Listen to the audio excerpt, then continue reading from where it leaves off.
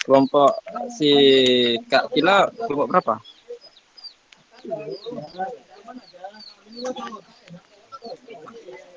Dia sekarang tampilnya 2 kelompok, yaitu kelompoknya saudari 15. Akila sama kelompoknya Muhammad Daniel.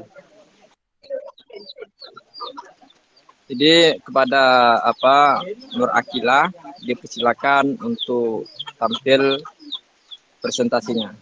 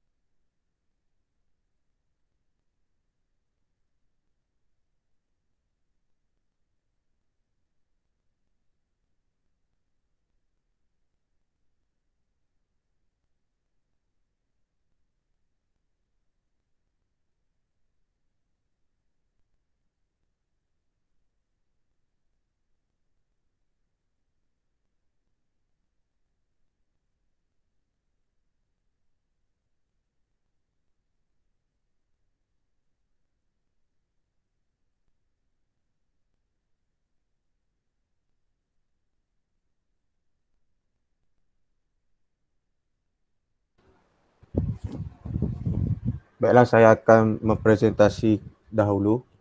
Mungkin saudari Akilah ada kendala. Bismillahirrahmanirrahim. Assalamualaikum warahmatullahi wabarakatuh. Alhamdulillahirrahmanirrahim. Wassalatu wassalamu ala ashrafil anbiya wal mursalin wa ala alihi wa sahbihi ajma'in. Subhanaka la ilma lana illa ma 'allamtana innaka antal alimul hakim. Nawaitu ta'allum wa ta'lim wa tadhakkura wa tazkir wa naf'a wal intifaq wal ifadah wal istifadah wal hasa ala tamassuki bi kitabillah wa sunnati rasulih wa du'a ilal huda wa dalalata ala al khair ibtigha'a wajhi wa qurbihi wa sawabihi billahi ta'ala. Jadi syukur kita kehadap Allah Subhanahu wa ta'ala dengan kurniaan limpahnya, rahimnya. Allah Subhanahu wa ta'ala memberi kita kesempatan untuk kita melaksanakan tugas kita sebagai hamba dan tugas kita sebagai talabul ilmi. Jadi pada pagi ini saya diamanahkan untuk mempresentasi ataupun membuat makalah tentang nasah dan implementasinya pada pandangan Abdullah Ahmad Al-Naim.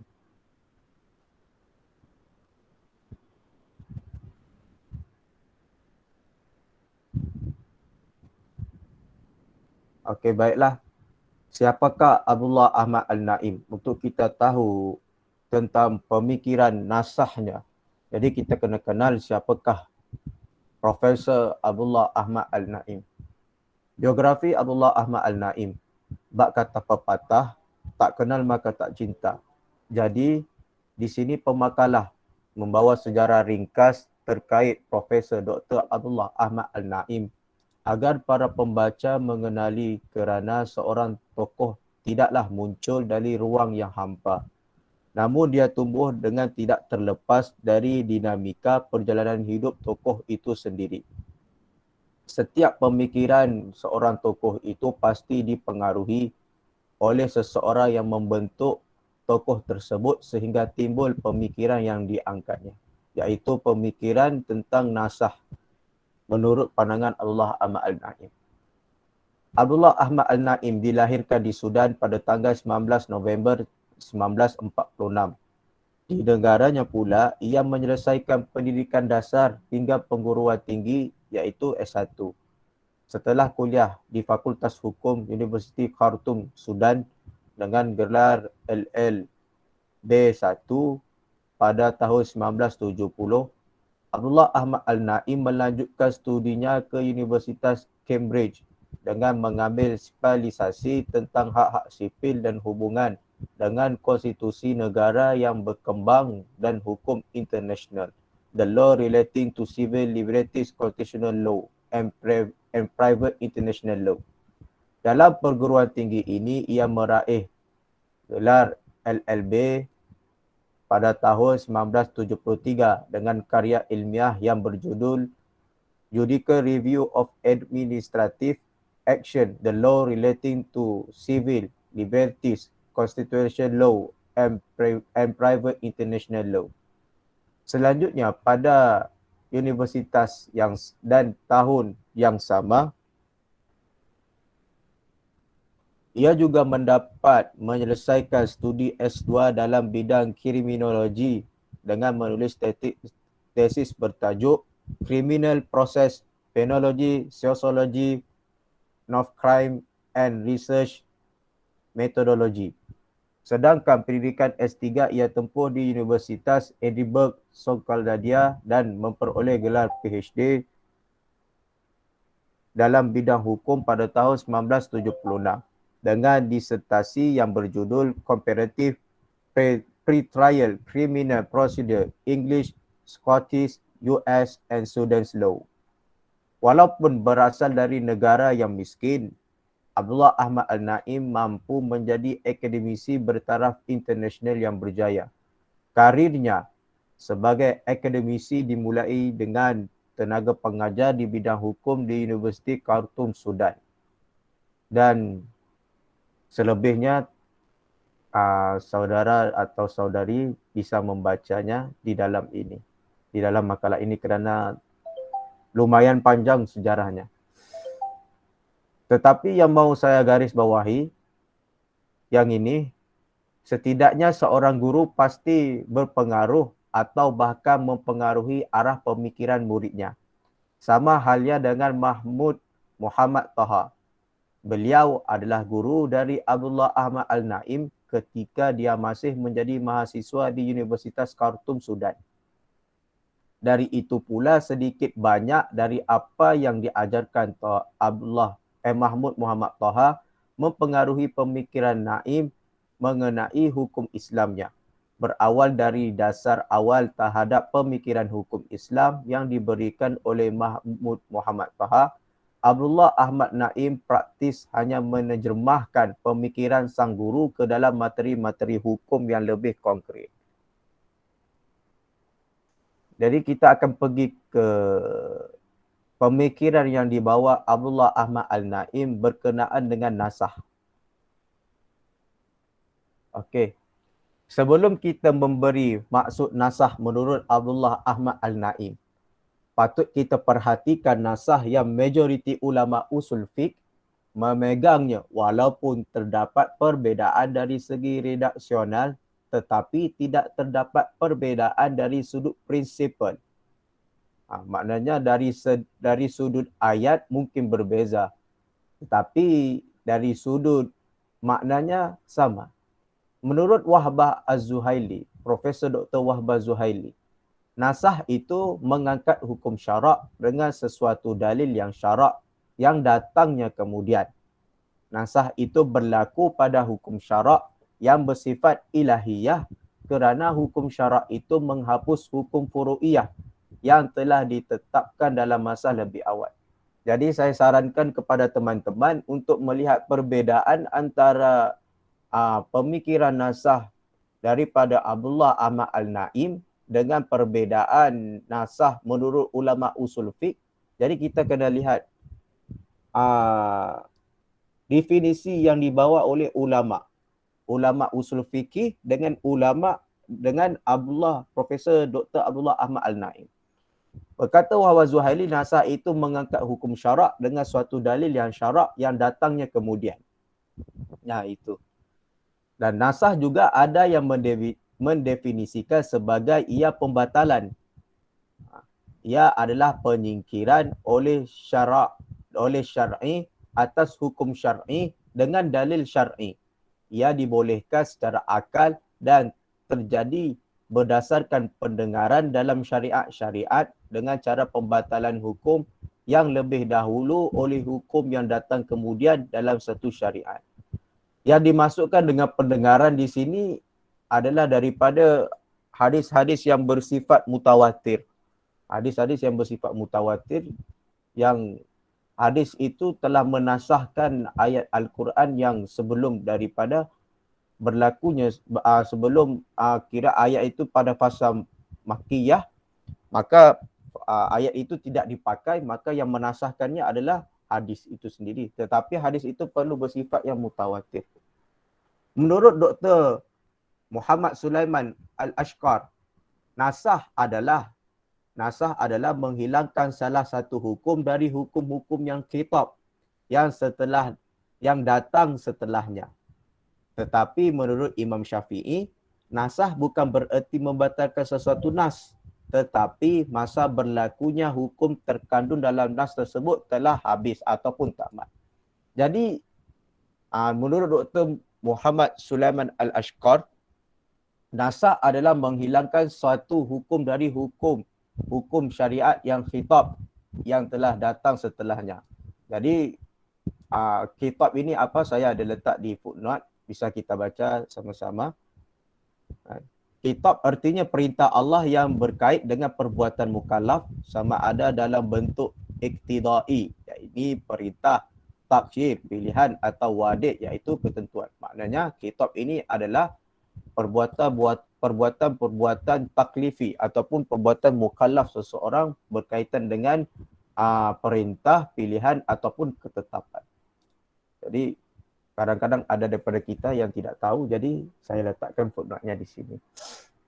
Tetapi menurut Imam Syafi'i, nasah bukan berarti membatalkan sesuatu nas, tetapi masa berlakunya hukum yang terkandung dalam nas tersebut telah habis.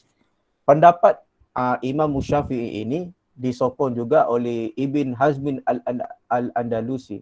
Cuman saya tidak letak di sini kerana saya baru bacanya pagi tadi. Imam Syafi'i pun Imam Abu Hazmin Al-Andalusi juga berpendapat seperti Imam Syafi'i, iaitu nasah bukan berarti membatalkan sesuatu nas, akan tetapi masa berlakunya hukum terkandung dalam nas tersebut. Jadi daripada definisi daripada ulama usul fikih, dapat kita simpulkan secara awal, iaitu nasah adalah sebagai mengangkat hukum syarak dengan sesuatu dalil yang syarak yang datang kemudian. Dan nasah juga adalah menghilangkan suatu hukum dari hukum-hukum syariat yang khitabnya, yang syariat-syariat yang khitab, yang perbuatan mukallaf itu yang datang setelahnya. Maknanya di sini dapat disimpulkan bahawa ayat Madaniyah itu menasahkan ayat Makkiyah. Maknanya menasihkan ayat Makkiyah. Maknanya ayat-ayat Makkiyah ini dinasahkan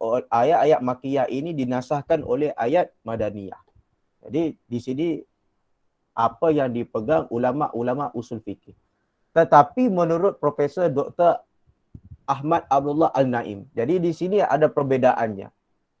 Tetapi menurut Profesor Dr. Abdullah Ahmad Al-Naim, dengan mengambil pendapat gurunya iaitu Mahmud Muhammad Taha, pengertian nasah adalah penghapusan untuk sementara, menunggu saat yang tepat untuk dilaksanakan. Nasah bukanlah berarti penghapusan total dan permanen, namun hanya merupakan penundaan atau penangguhan pelaksanaan hukum dengan melihat kondisi yang tepat di masa yang akan datang. Jadi di sini kita nampak perbandingannya di sini. Menurut Profesor Dr. Abdullah Ahmad Al-Naim yang mengutip pendapat gurunya iaitu Mahmud Muhammad Taha, nasah itu penghapusan untuk sementara. Maknanya nasah seperti yang ulama usul fikih itu, kalau dah dinasahkan maka tidak dipakai ayat itu untuk hukum.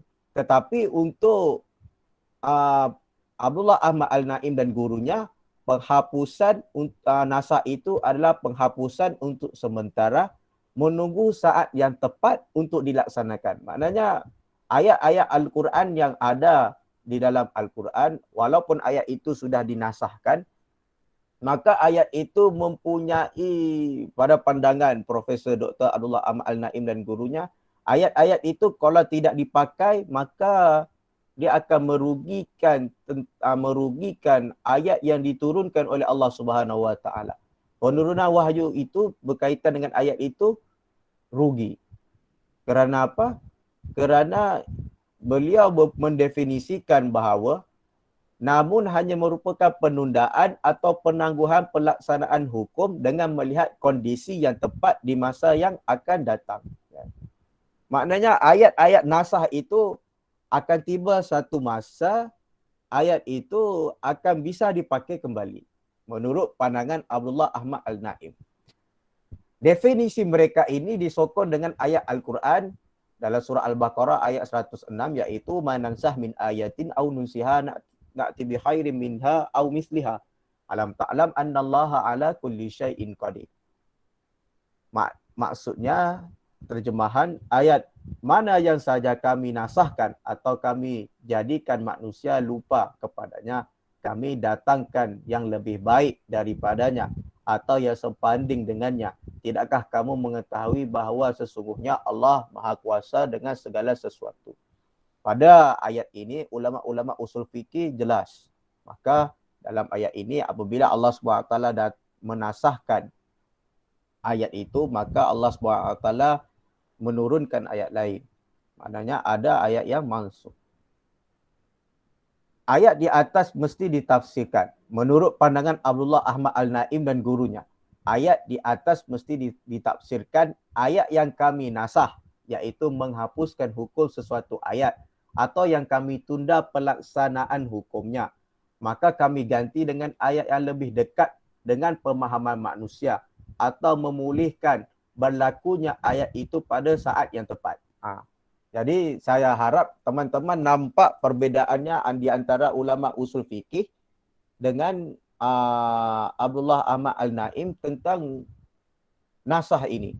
Makna kata, kalau ulama usul fikih memandang ayat ma nansah min ayatin au nunsiha na'ti bi khairin minha au misliha ini, maknanya selesai. Maknanya apabila Allah Subhanahu Wa Taala menurunkan ayat mana saja yang kami nasahkan, apabila ayat itu telah dinasahkan, maka Allah Subhanahu Wa Taala akan menurunkan ayat yang lebih baik daripada itu. Maknanya Allah Subhanahu Wa Taala menurunkan ayat baru untuk menasahkan ayat yang lama. Tetapi menurut Profesor Dr. Abdullah Ahmad Al-Naim dan gurunya Mahmud Muhammad Taha, yang ayat nasah ini ditunda pelaksanaan hukumnya, maka kami ganti dengan ayat yang lebih dekat pemahaman manusia atau memulihkan berlakunya ayat itu pada saat yang tepat. Jadi di sini saya kira jelas. Melihat akan pengertian nasah yang menurut Abdullah Ahmad Al-Naim, ada kesilapan ketikan di sini. Gurunya lebih kontradik atau perbezaan dengan ulama usul fikih yang lain. Yang seperti yang saya bilang tadi, agak kontradik dan mempunyai perbezaan. Dalam hal ini, Mahmud Muhammad Taha adalah sebagai pencetus definisi tersebut dengan hujah bahawa ketika tingkat tertinggi dari pesan itu dengan keras dan tidak masuk akal ditolak secara praktis, ditujukan bahawa pada umumnya masyarakat belum siap untuk melaksanakannya. Maka pesan yang lebih sesuai dan realistik diwahyukan, diturunkan dan dilaksanakan.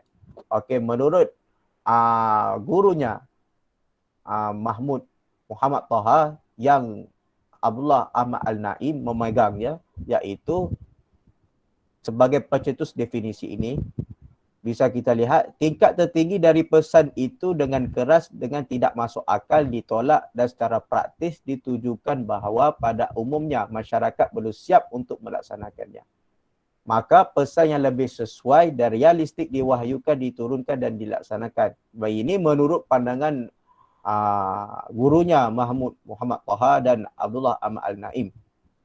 Makna dalam ayat yang ringkas yang bisa difahami, makna ayat nasah ataupun ayat yang telah dinasahkan itu, ayat itu tidak sesuai untuk dilaksanakan secara praktisnya. Lalu Allah Subhanahu Wa Taala menurunkan ayat yang lebih sesuai pada zaman sahabat-sahabat dan Rasulullah SAW berada di Madinah. Maknanya ayat yang di Makkah itu bukan ditolak, tetapi ayat itu masih belum sesuai untuk dilaksanakan. Dan dengan jalan ini, aspek-aspek ayat periode Makkah yang belum siap untuk diterapkan dalam praktik atau kehidupan dalam konteks sejarah abad ke-7. Ya, sebelum berhijrahnya Rasulullah SAW ke Madinah. Ditunda dengan diganti dengan prinsip-prinsip yang lebih praktis yang diwahyukan dan diterapkan selama masa Madinah. Namun aspek-aspek pesan Makkah yang ditunda itu tidak pernah hilang dengan sumber hukum. Ia hanya ditangguhkan pelaksanaannya dalam kondisi yang tepat di masa hadapan. Seperti definisi yang awal tadi, kan? Di sini saya menegaskan lagi bahawa aspek-aspek pesan Mekah ataupun ayat Mekah itu ditunda dan tidak pernah dihilangkan dan sebagai sumber hukum. Ia hanya ditangguhkan pelaksanaannya dengan kondisi yang tepat di masa depan. Dengan definisi nasah yang dibawa Abdullah Ahmad Al-Naim ini menandakan bahawa ayat-ayat Al-Quran seluruhnya tidak ada yang bertentangan, iaitu kontradik, dan tetap berjalan, hanya saja menunggu yang waktu tepat dalam melaksanakan hukum tersebut sehingga ayat-ayatnya tidak terlihat sia-sia. Kerana dengan demikian, esensialnya nasah merupakan proses logis yang dibutuhkan dalam penerapan teks-teks yang menunda penerapan teks lainnya hingga waktu yang memungkinkan penerapan teks itu tiba. Adapun mengenai substansi ayat-ayat Makkah dan Madinah, pada dasarnya Abdullah Ahmad Al-Naim menganggap bahawa ayat Makkah merupakan ayat universal, toleran, egalitarian, inklusif, demokratif dan yang bersifat abadi, yakni kekal. Sedangkan ayat Madinah dianggap ayat sebagai ayat diskriminatif, sektrian, inklusif. Hal tersebut dapat diketahui melalui ayat-ayat Makkah yang memperlakukan manusia dalam posisi yang sama, iaitu memberikan hak bagi setiap insan yang berlaku menyeluruh. Ditandai dengan seruan ayat dengan menggunakan kalimat Ya Ayuhan Nas atau Ya Bani Adam. Maknanya kalau ayat-ayat Makkah itu ayatnya bersifat umum. Ya Ayuhan Nas, Ya Bani Adam ataupun Ya Ayuhan Nas. Tetapi bila di Madinah, ayat-ayat itu sudah berubah kepada Ya Ayyuhallazina Amanu, wahai orang-orang beriman. Ya Ayyuhallazina Amanu. Tetapi di Makkah itu banyaknya Ya Ayyuhan Nas, Ya Ayyuhan Nas. Itu antara tanda ayat Makkah. Substansi dari pesan Makkah menekankan pada nilai-nilai keadilan dan persamaan yang fundamental dan martabat yang melekat pada seluruh manusia. Namun sayangnya seruan yang bernilai bersahabat justru ditentang dan diabaikan oleh masyarakat Arab yang pada akhirnya Nabi SAW memutuskan hijrah ke Madinah dan hukum ayat Mekah tersebut menjadi tertunda. Yang di sini hujahnya mereka iaitu Abdullah Ahmad Al-Naim dan gurunya. Seruan apabila Nabi SAW berhijrah ke Makkah, maka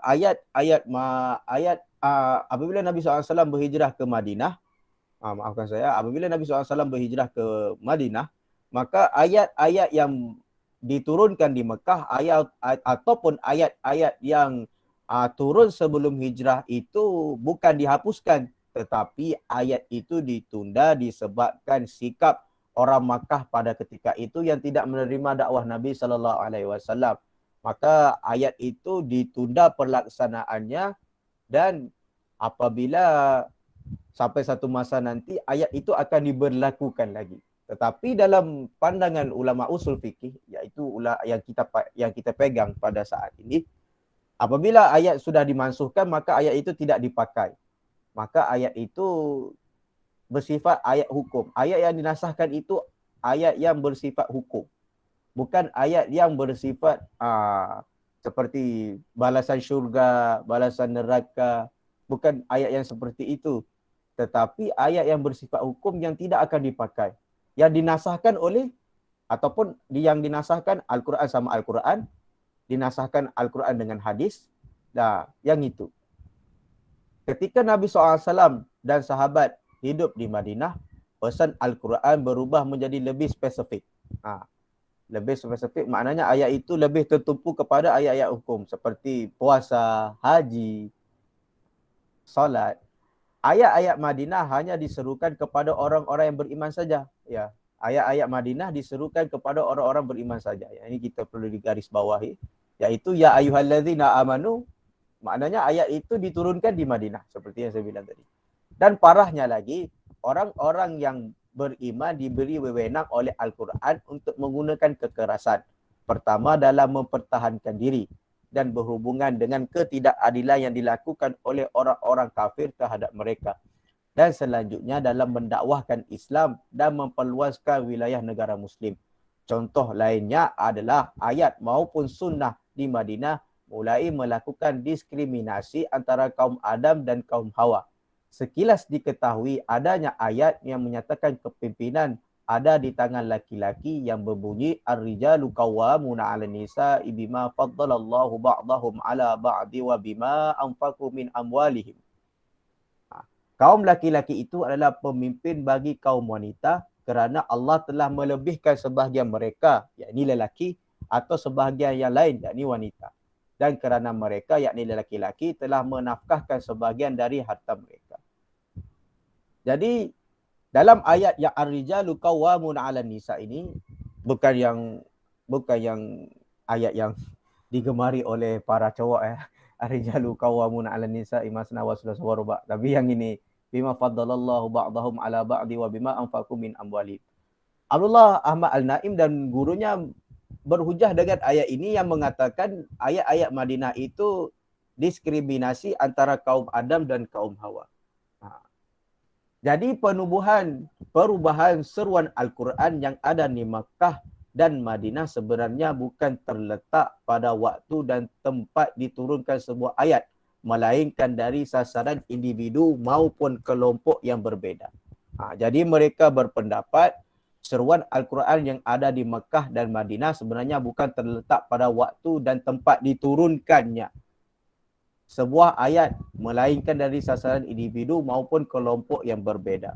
Hal ini sebagaimana yang dikatakan oleh Ustaz Mahmud, yakni gurunya Abdullah Ahmad Al-Naim, the Meccan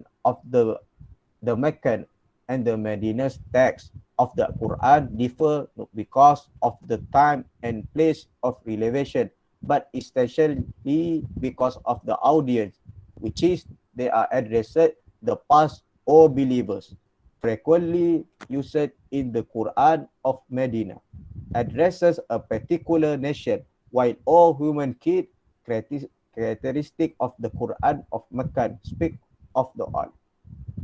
Sebelumnya saya mohon maaf kerana saya tidak menerjemahkan, saya lupa mau terjemahkan yang ini.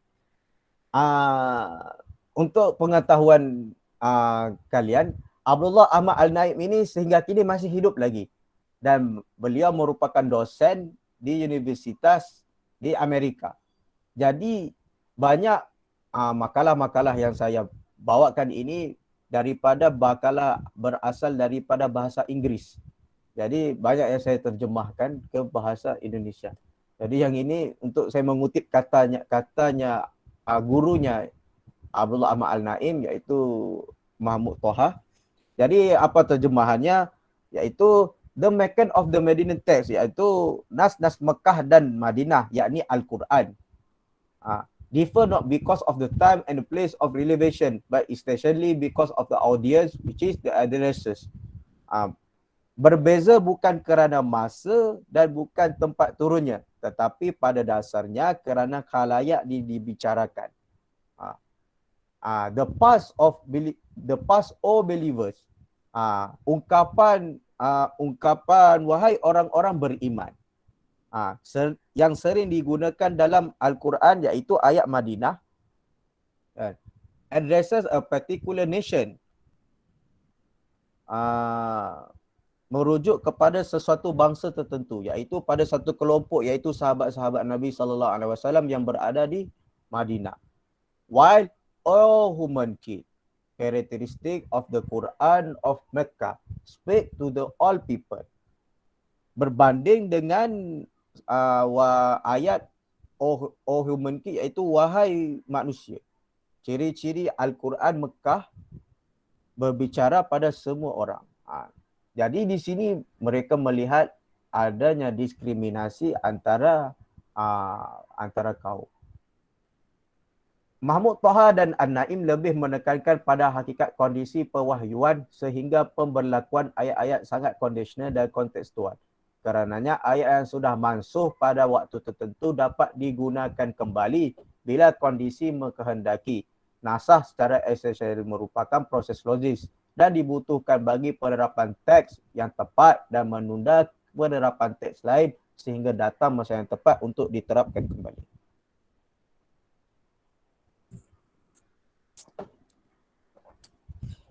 Konsep An-Naim ini masih perlu dikaji dan diuji kembali dengan konsep Makiyah dan Madaniyah sehingga secara mendetail.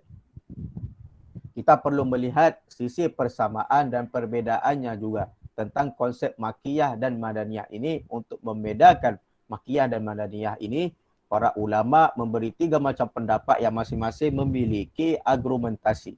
Perbedaan ini terdapat dalam buku Profesor Dr. Mana Al-Qatan. Disebutkan yang pertama dilihat dari segi waktunya turun.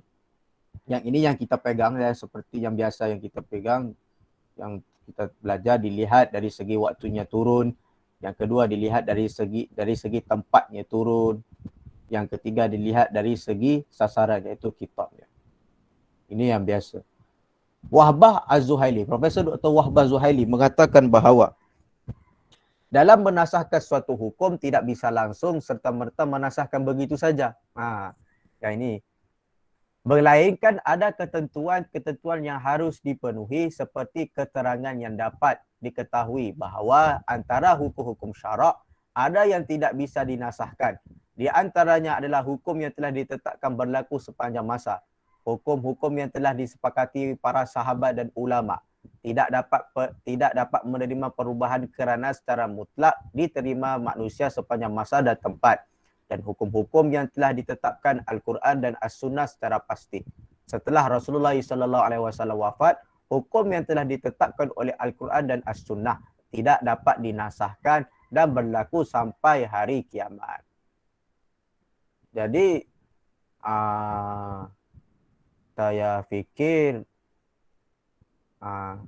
jelas untuk nasah dan implementasinya. Yang bawah ini sekadar untuk memperkukuhkan lagi ni. Ataupun saya baca sedikit. Argumen dari Wahbah Zuhaili menjadi dasar untuk membantah anggapan Abdullah Ahmad Al-Naim. Ya, ini yang tadi. Ayat yang di atas ini. Yang mengatakan bahawa ulama yang merintis menerangkan konsep nasah dengan menghapuskan ayat-ayat Makiyah agar ayat-ayat Madaniyah bisa diberlakukan. Para ahli fikih melalui proses nasah dengan berpegang pada teks Al-Quran dan Sunnah periode Madinah untuk mengganti dan menghapus demi tujuan hukum positif syariah semua teks periode Makkah yang tidak sesuai yang diturunkan sebelumnya. Konsep nasahnya Abdullah Ahmad Al-Naim adalah dengan membalik proses nasah ayat yang turun lebih awal, yakni Makiyah, menasahkan ayat yang turun kemudian.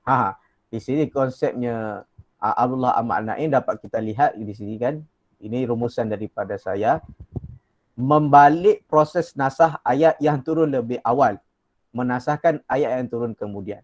Padahal kita sebaliknya. Tetapi Abdullah Ahmad Al-Naim dia nasahkan ayat yang lebih awal, iaitu ayat yang turun lebih awal menasahkan ayat yang turun kemudian. Padahal ayat yang kemudian kita menasahkan ayat yang awal. Kita berpegang seperti itu. Tapi Abdullah Ahmad Al-Naim agak miring sedikit. Jadi menurut pandangan Abdullah Ahmad Al-Naim, hukum Islam memang mengandung beberapa diskriminasi. Di antaranya adalah dibolehkan seorang Muslim laki-laki menikahi seorang perempuan Kristian atau Yahudi. Tapi seorang laki-laki Kristian atau Yahudi tidak boleh menikahi seorang Muslimah. Dan yang lain-lain saya rasa tidak ada apa-apa. Maka ini yang penting, menurut Abdullah Ahmad Al-Naim, hukum Islam tidak bisa menghormati hak asasi manusia kerana berpijak pada ayat Madaniyah. Di era moden, hukum Islam baru yang didasarkan pada ayat-ayat Makkiyah harus dibangun lebih mengutamakan solidaritas sesama manusia tanpa diskriminasi apapun. Jadi kesimpulan daripada makalah saya ini, yang pertama, bagi Abdullah Ahmad Al-Naim, kondisi ideal adalah teks-teks Makkah. Kerana ayat-ayat Makkah itu bersifat fundamental dan abadi ataupun kekal. Yang kedua, nasakh. Tidak ada penghapusan pada teks Al-Quran. Yang ada hanya penundaan yang bisa diterapkan sesuai dengan kondisi zaman moden. Yang ketiga, dalam masalah ijtihad tentang nasakh mansuh yang dilakukan oleh Ahmad Al-Naim adalah merupakan pewarisan ideologi gurunya, iaitu Muhammad Taha. Abdullah Ahmad Al-Naim juga tidak berpijak pada metode-metode yang sedia ada. Meskipun nuansa perubahan memang cukup terasa, namun keberanjakan paradigma hukum dan metodologi hukum klasik ke sebuah metodologi baru saja aplikatif memang masih jarang ditemui. Yang seterusnya, yang kelima, konsep nasakh yang disusun oleh para ulama terlihat lebih baik secara metodologi, lebih komprehensif kerana memang sistematis sesuai dengan historis. Sebaliknya, konsep nasakh menurut Abdullah Ahmad Al-Naim dan gurunya terlihat masih ngambang kerana menganggap ayat-ayat Makkiyah sebagai ayat premier dan utama sesuai dengan tuntutan zaman. Sementara ayat-ayat Madaniyah sebagai ayat-ayat tambahan sahaja. Aqulu qawli hadza wa astaghfirullah li wa lakum. Saya lanjutkan, saya menyerahkan kepada saudari Nur Akilah untuk makalah yang selanjutnya, iaitu pemikiran Fazlur Rahman. Jadi saya serahkan kepada saudari Nur Akilah. Okay, bismillahirrahmanirrahim. Terima kasih kepada saudara Daniel Syafiq. InsyaAllah seterusnya saya membentangkan tajuk makalah. Share screen.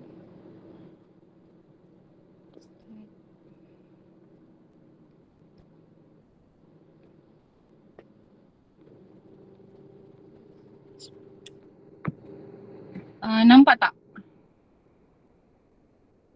Nampak. Nampak.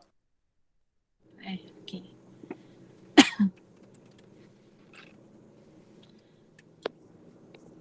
InsyaAllah saya akan membentangkan tajuk pemakalan saya, iaitu pembaruan hukum Islam neomodernisme menurut Fazlur Rahman. Okey, baiklah. Baik.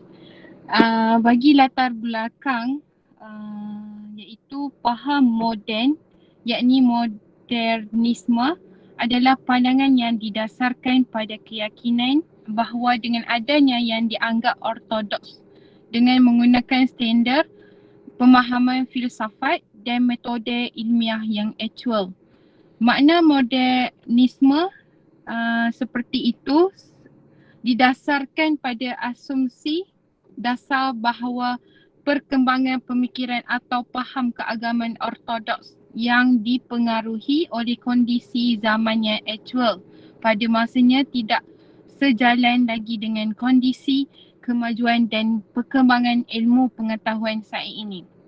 Apabila pemikiran atau faham keagamaan tersebut akan diterapkan pada zaman sekarang, haruslah diadakan penyesuaian terlebih dahulu dengan kondisi saat ini. Memasuki era moden, perubahan sosial yang berlangsung secara dramatis sebagai infiltrasi kebudayaan barat yang dibarengi kolonialisasi barat yang dibari barat atas hampir seluruh dunia Islam telah memunculkan sejumlah pembaharuan yang berkenaan dengan relevansi agama bagi dunia moden. Tantangan yang dihadapi kaum muslimin pada periode moden ini dirasakan sangat berat dan memiliki implikasi serius terhadap masa depan agama. Tantangan itu berupa serangan-serangan para kritikus barat terhadap Islam dan benturan-benturan kebudayaan barat yang memasuki dunia Islam lewat kolonialisasi. Setelah kaum muslimin memper oleh kemerdekaan dari kekuasaan kolonial, modernisme di negeri-negeri Muslim pada umumnya berkiblat ke barat. Modernisasi semacam ini telah melempangkan jalan bagi terciptanya masyarakat industri yang terdampak bagi perubahan sistem berfikir dan struktur sosial. Struktur feodal warisan abad pertengahan terlihat musnah di bawah pengaruh industrialisasi yang pada gilirannya masyarakat industri ini akan mengalami transformasi dan bergeser menjadi masyarakat informasi yang pasti akan membawa tantangan yang lebih berat lagi. Okey, baiklah, saya akan masuk dalam siapakah Faizlur Rahman dan bagaimana pembaharuan neo-modernisme Islam Faizlur Rahman. Baiklah, yang pertama biografi Faizlur Rahman. Faizlur Rahman dilahirkan pada tahun 1919 Masihi di distrik Hazara, Punjab, suatu daerah di anak benua Indonesia, Pakistan yang sekarang terletak di sebelah barat laut Pakistan. Ia dibesarkan dalam suatu keluarga dengan tradisi keagamaan mazhab Hanafi yang cukup kuat.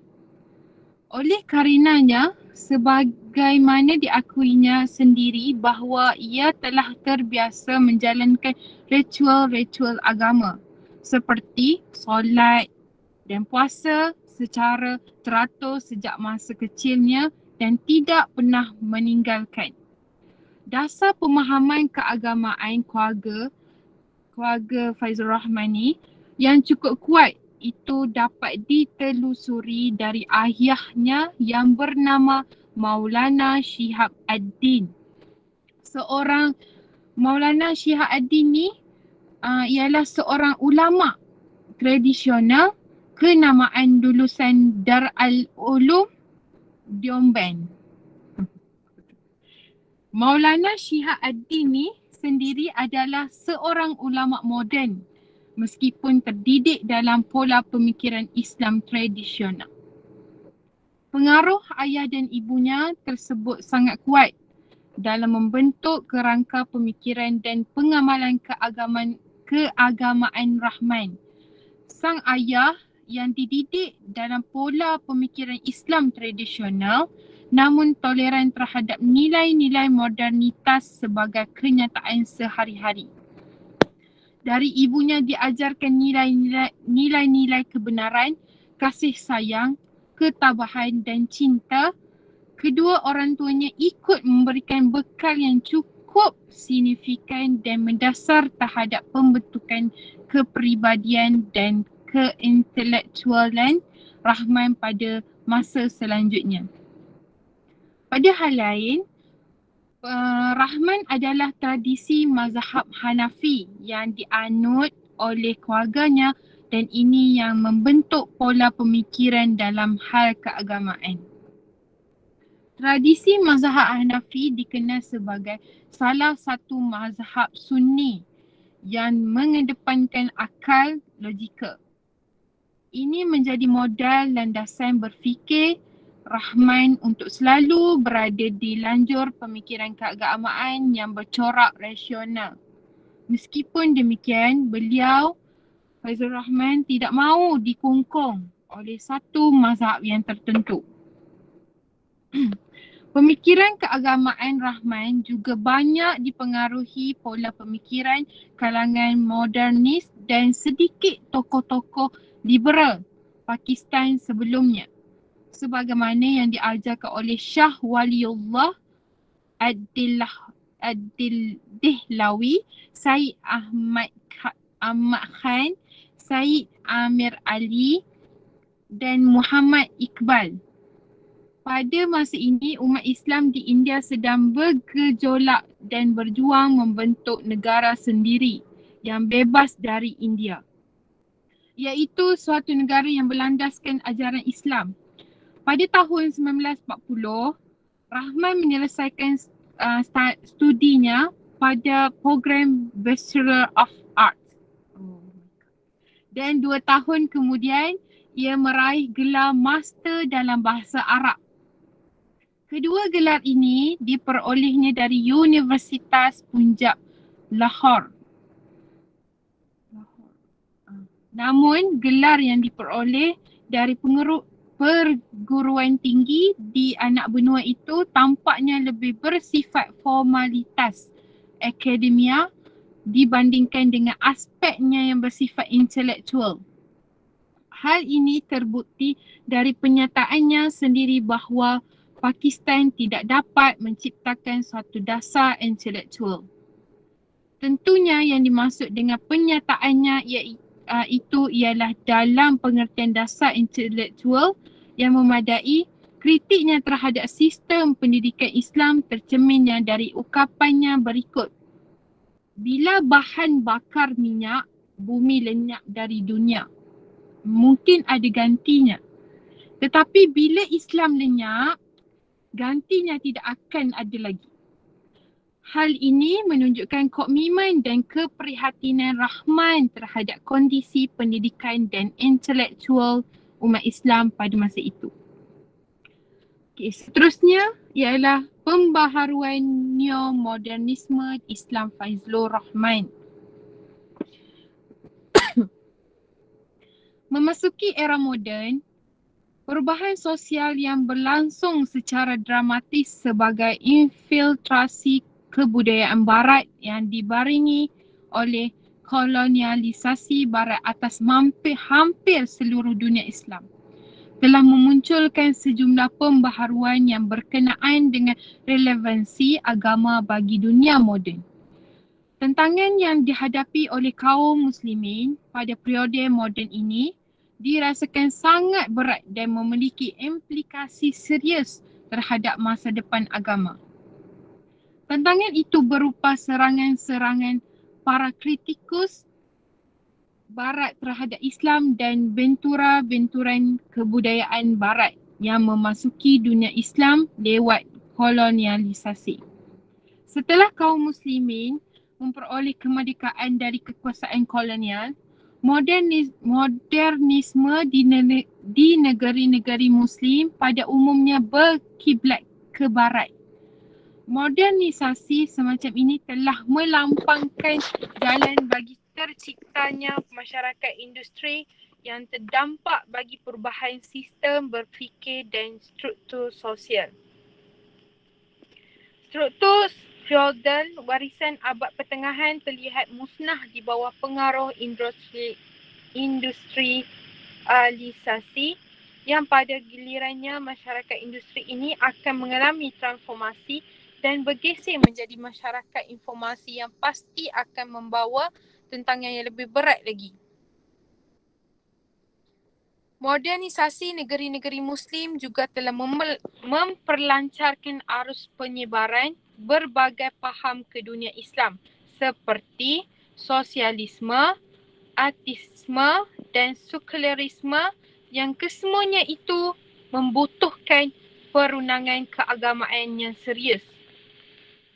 Kerana pembaharuan agamaan dan hadirnya sejumlah pembaharuan dalam menjawab permasalahan tersebut sangat diperlukan dan apabila mengalami kegagalan dalam upaya pembaharuan pemikiran tersebut, maka akan menimbulkan sejumlah masalah besar.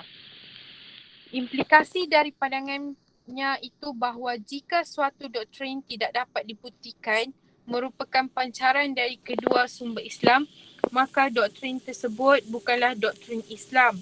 Sedangkan tradisi kaum Muslim sendiri tidak harus diterima begitu saja sebab banyak yang merupakan tradisi luar, baik pemikiran, budaya maupun institusi. Oleh kerana itu, untuk mendapat potret tradisi yang sesungguhnya, dimensi-dimensi historis dalam Islam harus terbuka untuk dipersoalkan kembali. Pendek kata, pendekatan Rahman bersifat kritis dan dialektis sebab ia ingin secara kritis mengkaji tradisi Islam dan bagaimana tradisi ini dibentuk. Tradisi itu sendiri tetap dipandang penting oleh Rahman mengingat tidak mungkinnya Islam terbentuk tanpa tradisi. Dengan demikian, suatu pemikiran Islam yang tidak berakar dari tradisi juga perlu dipersoalkan. Dalam kaitan Mutualis Madjid mengomentari, sejalan dengan argumennya mengenai perlunya mengembangkan apa yang ia disebut neomodernisme Islam, dan sesuai kritiknya kepada modernisme lama yang tersirat serta tersurat dalam argumen neomodernisme, Fazlur Rahman juga amat kritis terhadap pemikiran Islam yang tidak berakar dalam sejarah dan tidak relevan bagi perkembangan masyarakat. Ia memandangkan bahawa suatu bentuk perkembangan pemikiran Islam yang tidak berakar dalam kekayaan pemikiran klasik atau luput dari kemampuan menelusuri benang kesinambungannya dengan masa lalu adalah tidak autentik. Maka Fazlur Rahman adalah orang yang sangat teguh berpegang pada Adiagung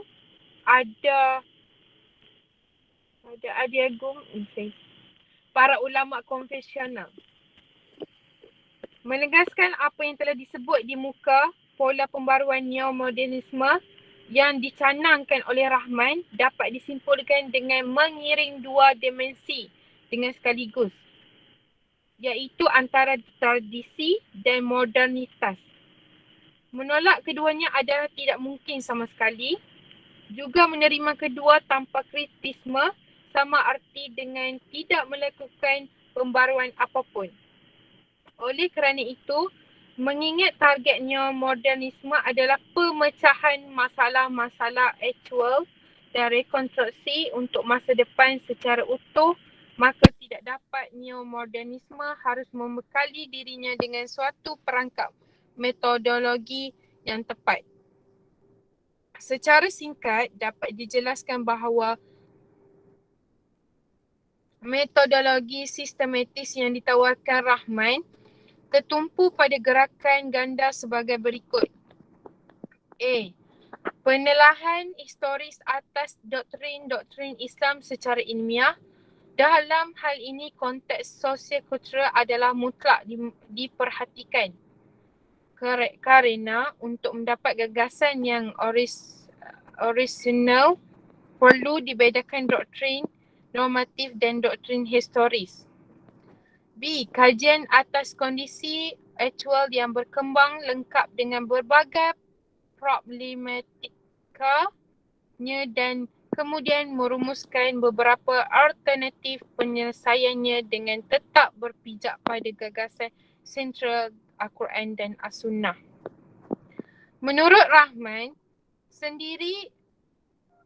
Fazlur Rahman sendiri, metodologi seperti itu belum pernah dipraktikkannya secara sungguh-sungguh dalam sejarah perkembangan Islam. Akibat gerakan pembaruan Islam belum mampu memberikan penyelesaian yang memuaskan atas masalah-masalah yang dihadapinya, dan dengan demikian sulit untuk memberikan perspektif ke depan. Efeknya lebih jauh dari tidak dikembangkan metode kontekstual yang sistematis terlihat pada tulisan-tulisan keagamaan umat Islam pada abad pertengahan, yang mana tidak dapat memberikan bimbingan yang menyeluruh untuk masa sekarang, baik itu dalam bidang teologi maupun hukum. Dalam hal ini, kata Rahman, fakta yang paling jelas adalah adanya proses pengadopsian gagasan asing dalam bidang teologi dengan ketiadaan wawasan yang padu akan pandangan dunia Al-Quran. Kesimpulannya,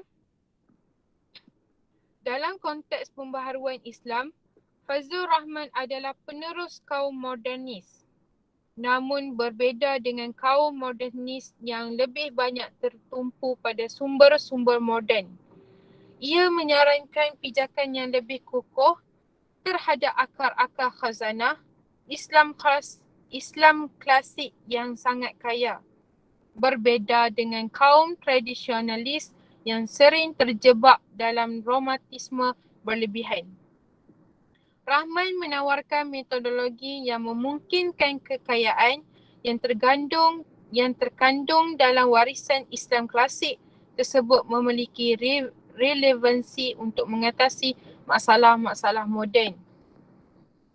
Dengan demikian, Fazlur Rahman melancarkan pembaruannya melalui gerakan neomodernisme yang bertujuan untuk meluruskan arah kebangkitan umat Islam sesuai dengan kehidupan moden tanpa meninggalkan akar kesejarahannya sendiri. Kemudian, ia juga berpendapat perlunya penafsiran Al-Quran yang memadai dalam memahami Al-Quran. Yang utama harus lebih ditekankan pada tujuan ideal moral daripada legal spesifik. Tujuan ideal moral ini yang tergandung dalam ayat-ayat harus lebih diutamakan dari ketentuan legal spesifiknya. Selain itu, sasaran Al-Quran harus juga dipahami dan ditetapkan dengan memperhati latar belakang sosiologis. Sekian daripada saya. Wallahu a'lam.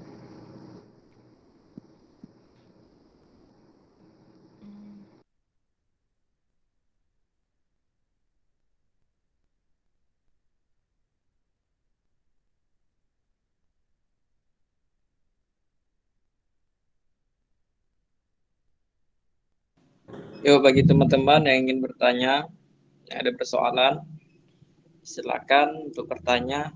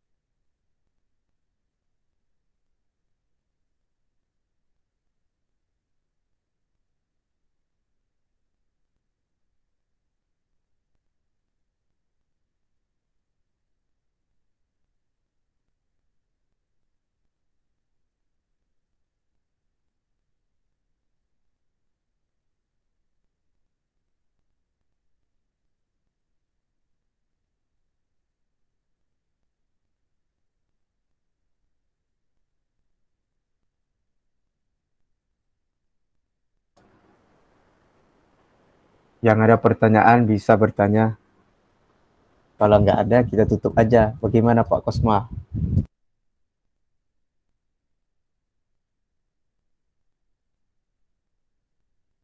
Bentar ya, sambil absen. Jadi, sembari yang ingin bertanya, coba saya absen dulu. Agus Cahyono, katakan hadir. Agus, ini direkam kan? Ahmad Azhari, Ahmad Azhari,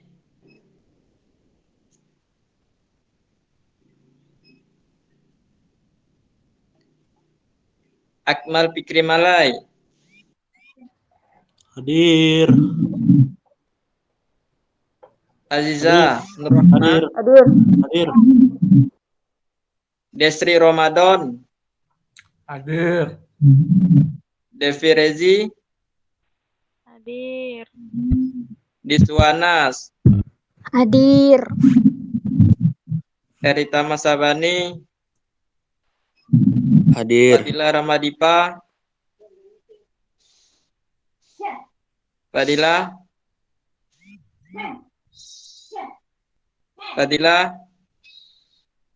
Herlindawati, Hadir. Izwan, Muhammad Daniel hadir ya. Muhammad Sami Izzat, Yo, Muhammad Hanafi, ada. Muhammad Nailur Rahman. Nailur Rahman, Mu'az bin Mukhtar, Hadir. Muhammad Izdihar, Muhammad Izdihar, Nola Nalurita, Nola Nalurita, Nola Saputri, Hadir. Nur Ezat,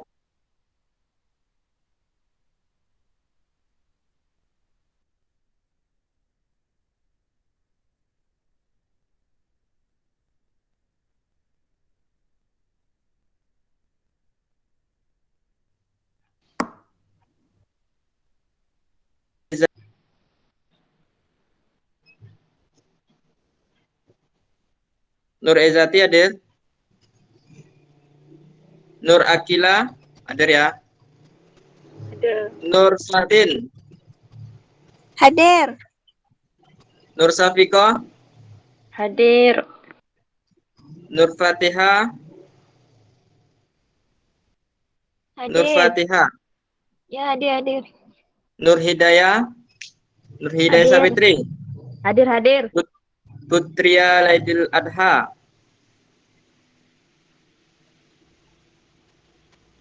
Putria, Raihan Asifa, hadir ya, kendala jaringan. Ramadhani Mawadda, Hadir. Robi Roy, Ainul Yakin, Dir. Tessa Alfiza, Hadir. Teti Nirwana, Hadir. Wan Amirul, Hadir. Yepi Asrianti, Yepi, Hadir. Sindo tadi terkeluar. oh ya, Syaiful Hisham,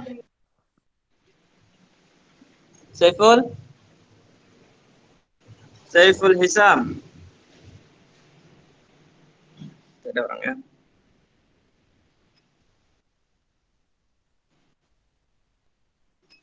Itu aja. Nanti Bapak belum masuk ya. Pindah, Izati. Udah tadi. Nur Izati. Ya, Nola. saya. Nola. Hadir. Dan Nola Nalurita. Ya.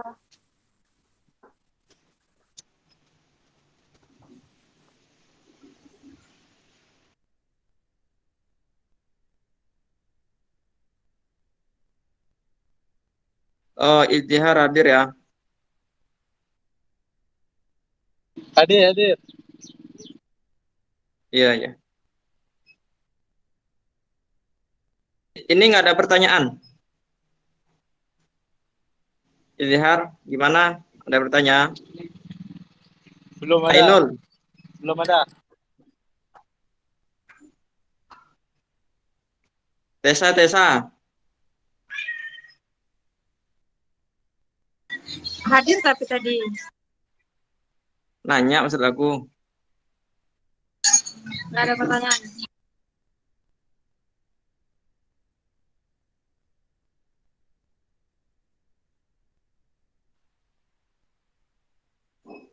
Baiklah. Kalau memang tidak ada pertanyaan, kita cukupkan perkuliahan kita pada hari ini.